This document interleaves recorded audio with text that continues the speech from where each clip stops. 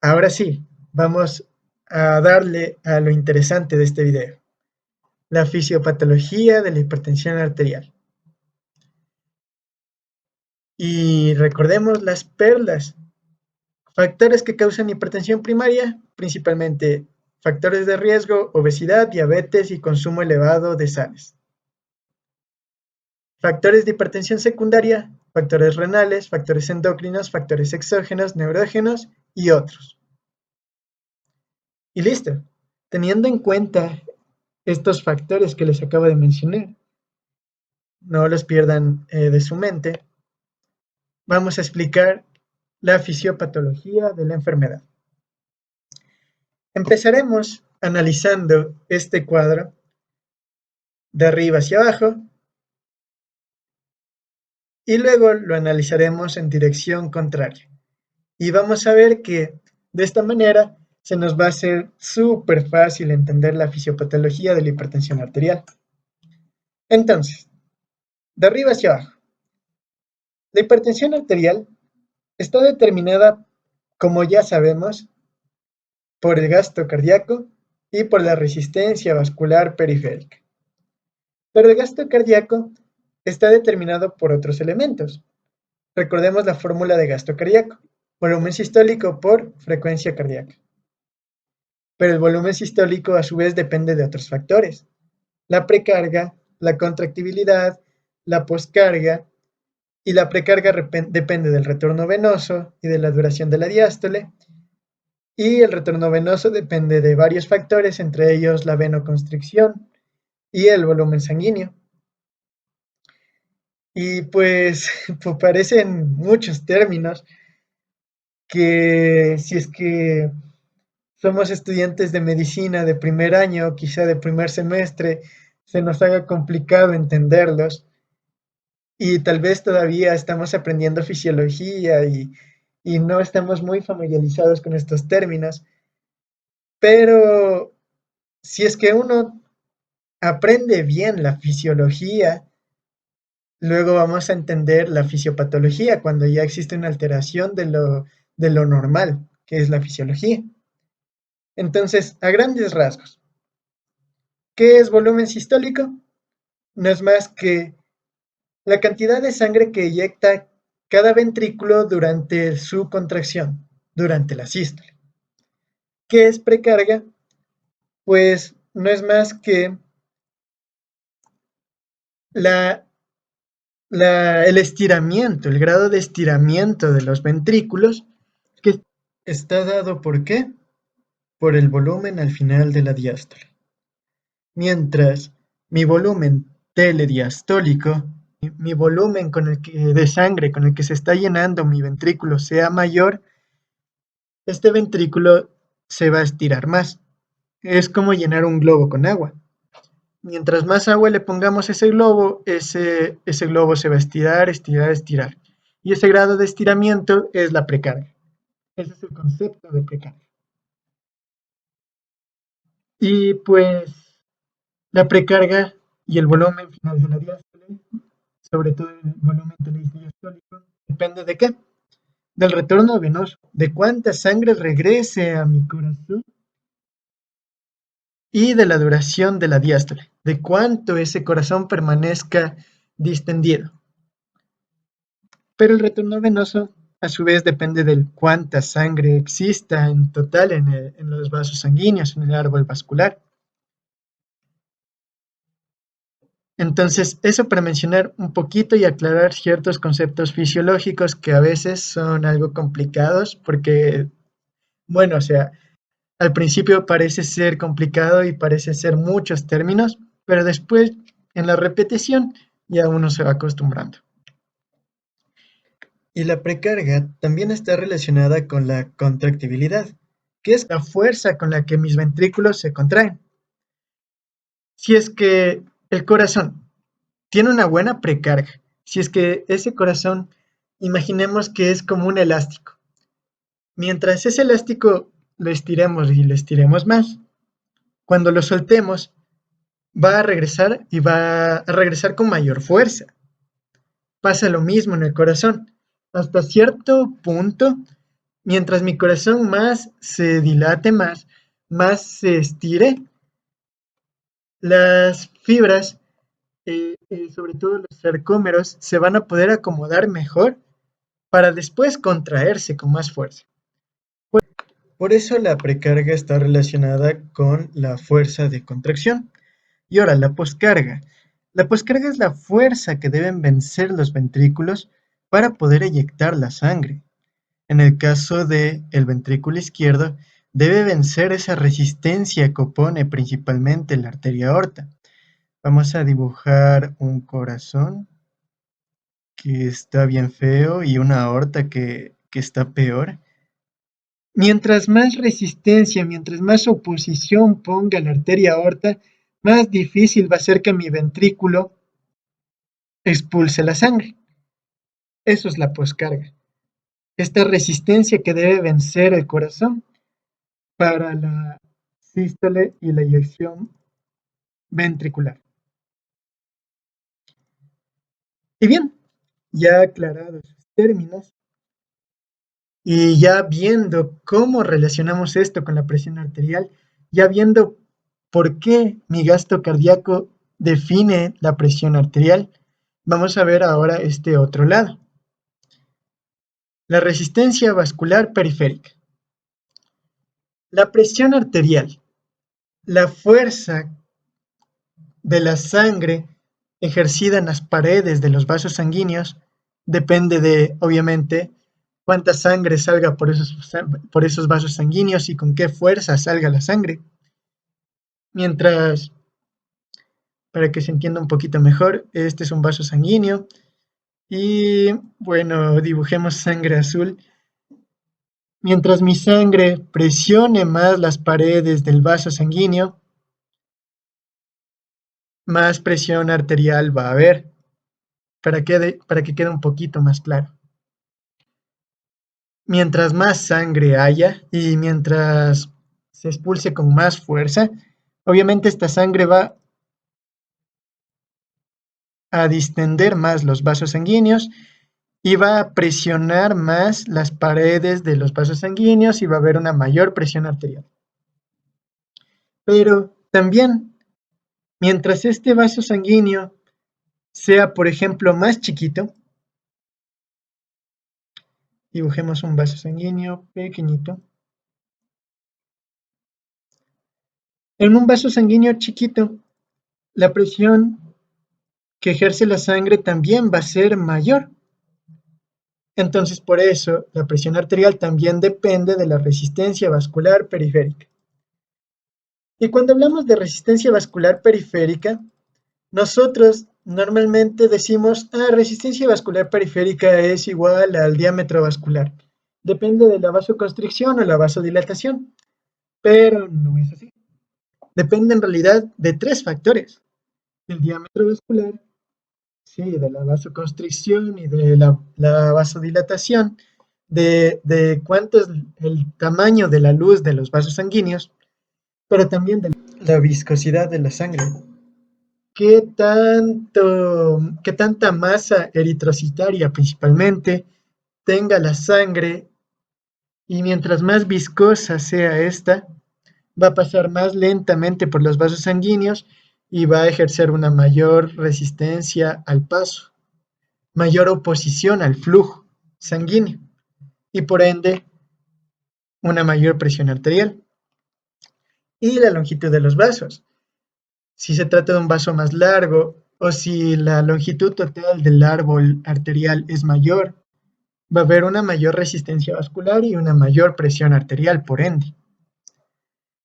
Entonces, el diámetro vascular, pues depende principalmente y está regulado principalmente por tres elementos: el sistema nervioso autónomo, factores hormonales y la autorregulación.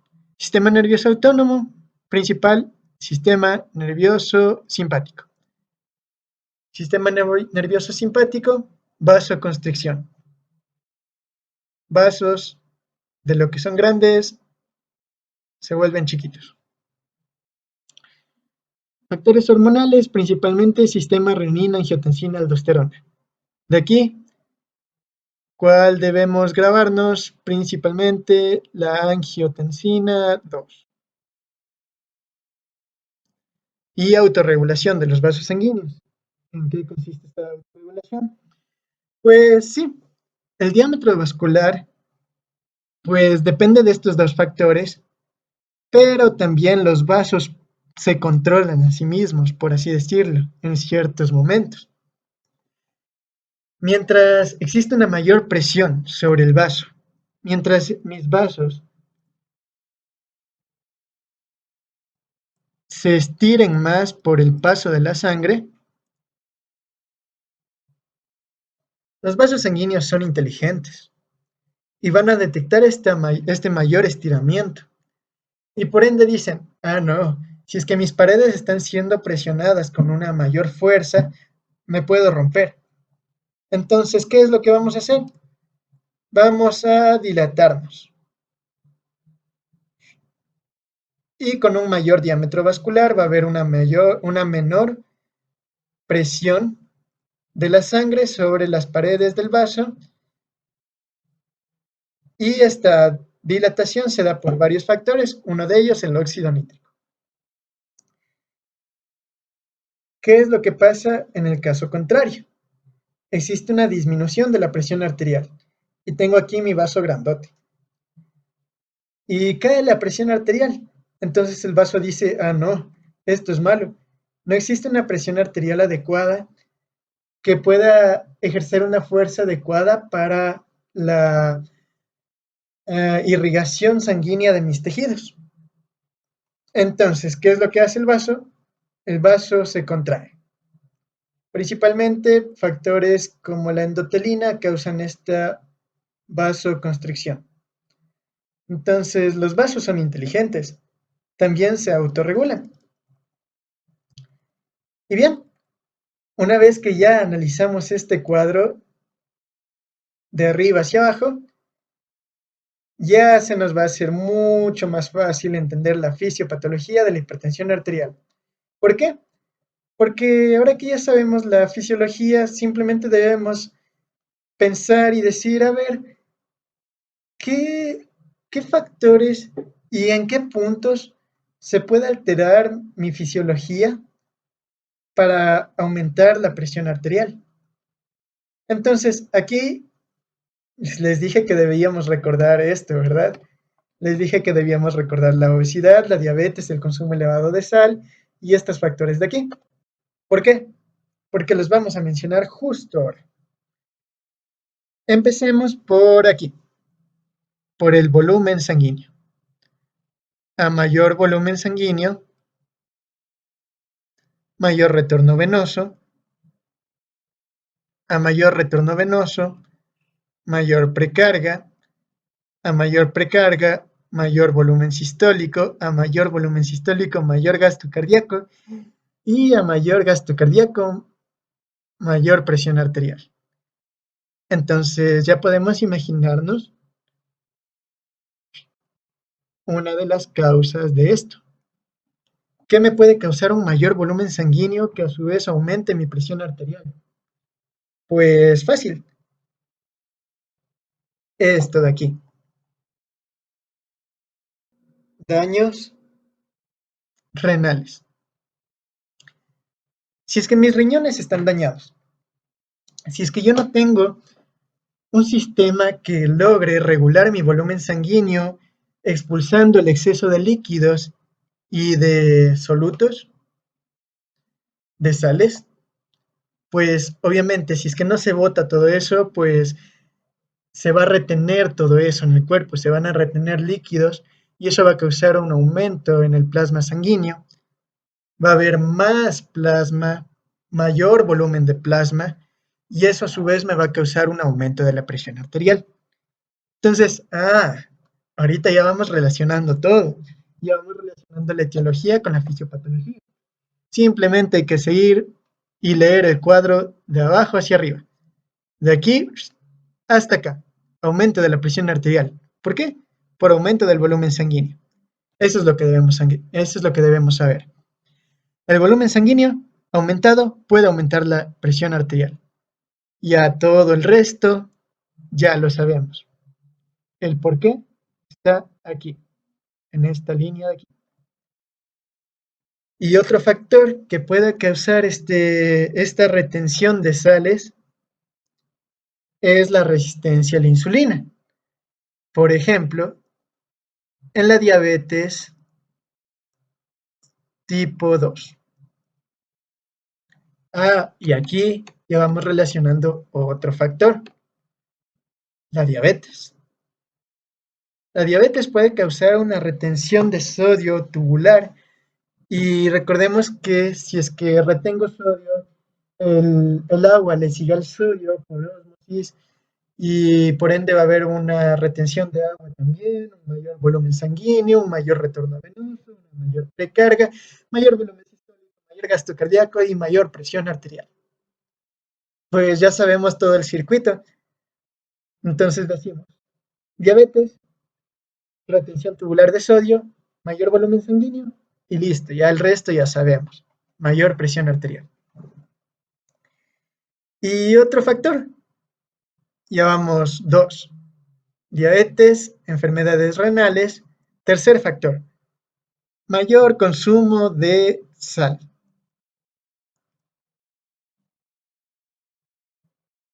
Y otra vez, les dije que debíamos grabarnos esto. Los riñones y la fisiología en sí, como decía uno de mis profesores, la fisiología es perfecta. Cuando existe un mayor consumo de agua y mayor consumo de sales, pues los riñones se adaptan y empieza a haber una mayor natriuresis y una mayor diuresis. Pero llega hasta cierto punto en el que los riñones llegan a superar ese límite y puede llegar a haber una acumulación de sales en el cuerpo, porque los riñones hasta cierto punto se adaptan. Pero cuando ya es excesivo, pues puede haber una acumulación de esto. Y si es que decíamos que el sodio eh, ayuda a la retención de agua, porque el agua le sigue al sodio, pues un mayor consumo de sales puede causar esto, mayor volumen sanguíneo y ya sabemos todo el ciclo. Y bien, ya sabemos el primer factor que puede estar alterado, el volumen sanguíneo. Por eso era importante mencionar cada uno de estos, porque cada uno de estos puede estar alterado para aumentar la presión arterial. ¿Cuál es el siguiente que vamos a ver? Borremos todo esto para no confundirnos. Ya, entonces, ya explicamos volumen sanguíneo. Grábense esta imagen. Grábense que mayor volumen sanguíneo por distintas causas va a causar un aumento de la presión arterial. Entonces, siguiente factor que puede estar alterado. Frecuencia cardíaca. Este ya lo vimos. No es muy frecuente que exista una hipertensión arterial por aumento de la frecuencia cardíaca. No es lo más frecuente, pero aquí debemos saber de que existen factores hormonales, por ejemplo, un mayor tono simpático, un exceso de hormonas, como aquí un aumento de hormonas como catecolaminas en caso de feocromocitoma, que pueden llegar a causar un aumento de la frecuencia cardíaca. Y si es que está aumentada mi frecuencia cardíaca, va a haber un mayor gasto cardíaco y por ende una mayor presión arterial. Y pues aprovechemos para, ya que topamos el tema de factores endocrinos, les dije que esto nos iba a servir bastante, pues también debemos saber que factores endocrinos pueden modificar también la contractibilidad cardíaca.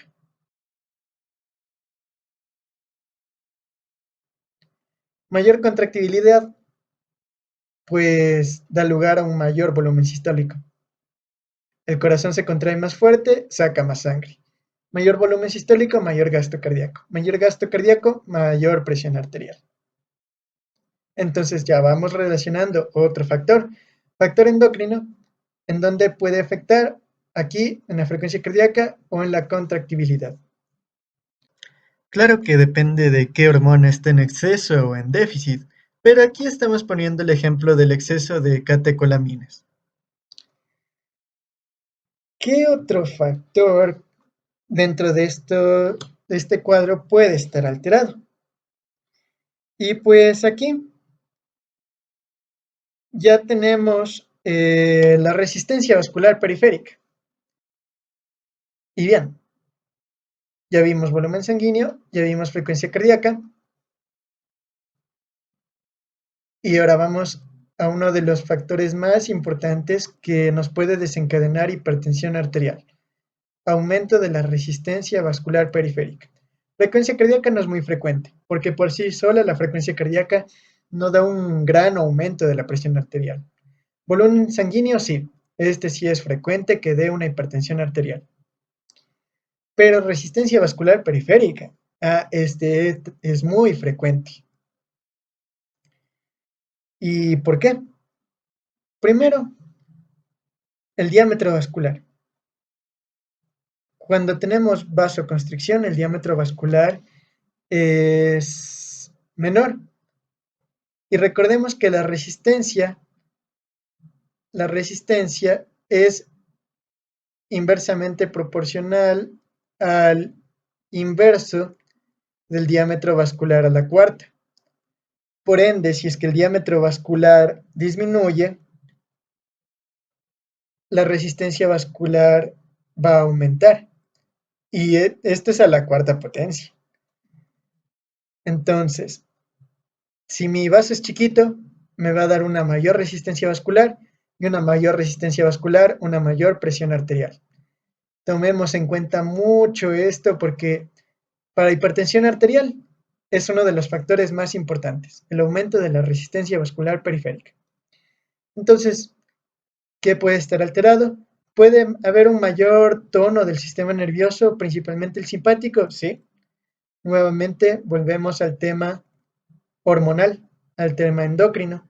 Pueden haber hormonas que den lugar a este mayor aumento y den lugar a una mayor vasoconstricción.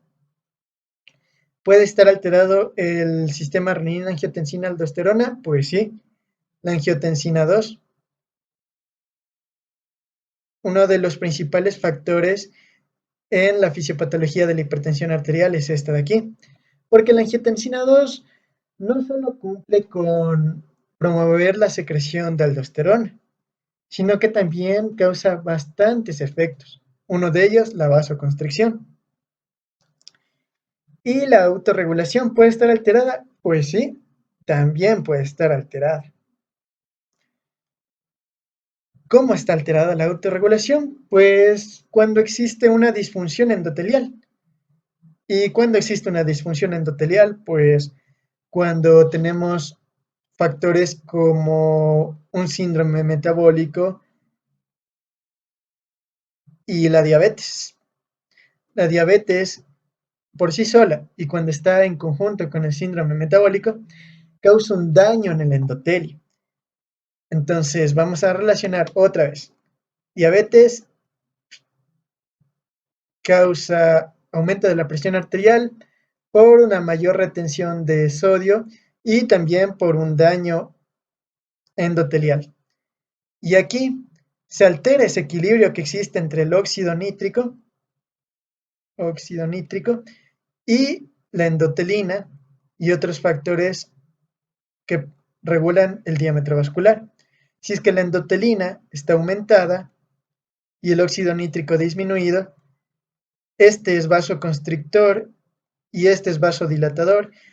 Si es que este está aumentado, el vaso sanguíneo va a ser muy chiquito. Va a haber una disminución del diámetro vascular. Y si es que existe un menor diámetro vascular, la resistencia se va a disparar. Y por ende la presión arterial va a aumentar. Entonces, la autorregulación está alterada por disfunción endotelial. Disfunción endotelial dada por diabetes y por el síndrome metabólico. ¿Qué otros factores pueden alterar el diámetro del vaso? Y aquí tenemos que pensar en la edad. La edad. Se ha visto que la edad es uno de los factores de riesgo para desarrollar hipertensión arterial muy significativo, un factor muy significativo. A mayor edad de los pacientes, desde los 40 años, existe un mayor riesgo de presión arterial elevada. ¿Por qué? Ustedes se preguntarán. Porque afecta al diámetro vascular. Sí, tenemos una condición que es muy frecuente en pacientes de edad avanzada, la arterioesclerosis. ¿Qué es arterioesclerosis? Para ponerlo en palabras fáciles, es el endurecimiento de las arterias. Las arterias se van a oponer al estiramiento. La sangre las presiona, pero las arterias se oponen a este estiramiento porque se vuelven arterias muy rígidas, muy duras, por una alteración en el colágeno de las paredes vasculares. Arteriosclerosis es algo que sucede normalmente a medida de que avanza la edad, entonces es un factor no modificable. Pero cuando estas arterias son muy rígidas, obviamente van a oponerse al paso de sangre y esto va a dar un aumento en la presión arterial. Entonces, otro factor, arterioesclerosis, que influye aquí, en el diámetro vascular.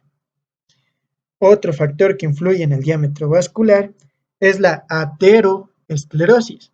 No confundir arterioesclerosis con ateroesclerosis. Ateroesclerosis es la formación de placas ateromatosas.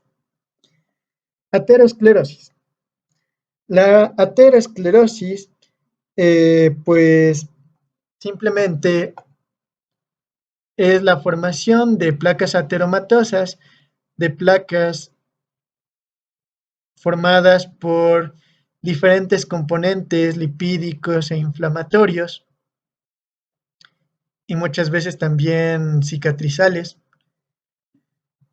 que van a ocluir los vasos sanguíneos. Y esta oclusión de vasos sanguíneos va a disminuir mi diámetro vascular y esta disminución del diámetro vascular va a aumentar mi resistencia vascular periférica y se sigue por esta ruta, aumento de la presión arterial. Entonces, bien, así es como puede estar alterado mi diámetro del vaso por diferentes enfermedades. Diferentes condiciones son factores de riesgo para el aumento de la presión arterial. Entonces ya sabemos algunas. Por último, y aquí cabe mencionar algo que mencionan varios estudios, pero aún no está totalmente comprobado, es la raza. Se ha visto que etnias afrodescendientes son más predisponentes al desarrollo de hipertensión arterial.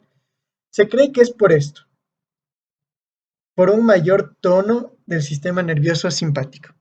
Pero este último dato, tomarlo con pinzas porque a pesar de que sí existen estudios que relacionan directamente a la etnia como un factor de riesgo para hipertensión arterial, su mecanismo no está totalmente determinado. Entonces, ya hablamos de este mecanismo, cómo está alterado. Vamos con los últimos mecanismos para no cansarnos más. Entonces, ya vimos volumen sanguíneo, pongámosle los 3 puntitos, porque es frecuente que esté alterado este. Frecuencia cardíaca no influye mucho en la presión arterial, al menos cuando hablamos de hipertensión arterial. Resistencia vascular periférica, importantísimo. Diámetro vascular, ya vimos bastantes factores y enfermedades que pueden modificar y disminuir el diámetro vascular. Entonces también es importantísimo. ¿Cuáles son los últimos? Viscosidad de la sangre. Patologías como la poliglobulia pueden ser predisponentes al desarrollo también de hipertensión arterial. Si es que la sangre es más viscosa, si es que la sangre tiene más eritrocitos, como mencioné antes, va a pasar más lentamente por los vasos sanguíneos.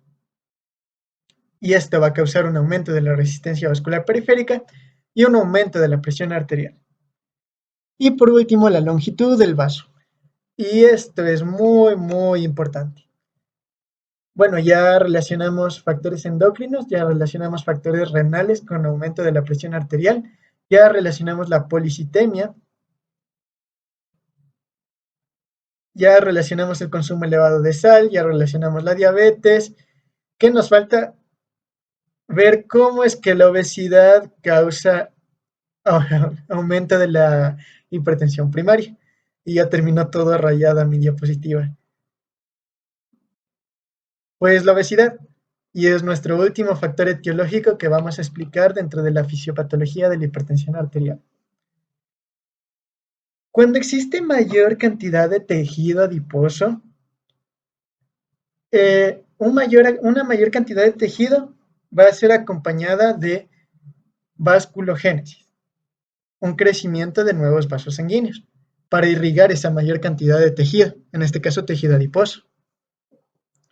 Entonces, si es que nosotros desarrollamos más vasos sanguíneos que nutran a nuestros adipocitos, más vasos sanguíneos, más vasos sanguíneos, más vasos sanguíneos que nutran al tejido adiposo,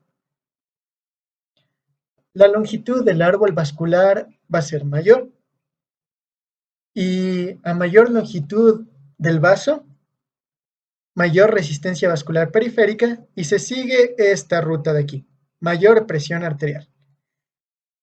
Y bien, la obesidad, bueno, también existen estudios que mencionan el papel de la leptina, una hormona producida por los adipocitos en la hipertensión arterial, pero ahora ya reconocemos otro factor, la longitud del vaso también afecta en esto. Entonces, ya hemos relacionado todo lo que veíamos aquí con la fisiopatología de la hipertensión arterial. Nada más, este cuadro nos muestra prácticamente lo mismo. Todos estos factores pueden estar alterados ¿para qué? Para un aumento de la presión arterial. Pues ya vimos los principales. Si es que está aumentado mi volumen sanguíneo por causas renales, por ejemplo, va a haber un aumento del retorno venoso, un aumento del retorno venoso nos va a dar lugar a un aumento del volumen sistólico, un aumento del volumen sistólico, un aumento del gasto cardíaco y eso aumenta la presión arterial. Aumento del impulso simpático y hormonas de la glándula suprarrenal, también ya vimos.